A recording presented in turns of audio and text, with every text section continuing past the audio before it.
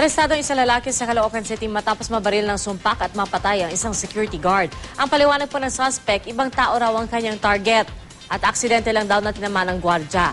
Ang mainit na balita hatid ni Bam Alegre. Ito ang sumpak o improvised shotgun na mahigpit na pinagbabawal ng mga otoridad dahil sa panganib na dala nito. Ito rin ang kumitil sa buhay ng security guard na si Chester Enopia sa Barangay 3 Sangandaan, Caloocan pasado alas 11 kagabi. Pero ang masaklap, hindi para kay Enopia ang mga balang pinakawalan ng suspect na si Elizalde Valibia.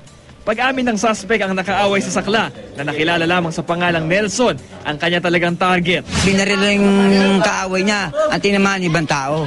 Naisugod pa sa ospital ang biktima pero agad itong binawian ng buhay. Hindi ko matanggap. Ikaaway ba ito si Chester? Wala po sir, mabait po yan. Walang bisyo yung kapatid ko na yan. Tumanggi nang magpaliwanag sa harap ng media ang suspect pero giit niya sa pulisya. Self-defense ang nangyari.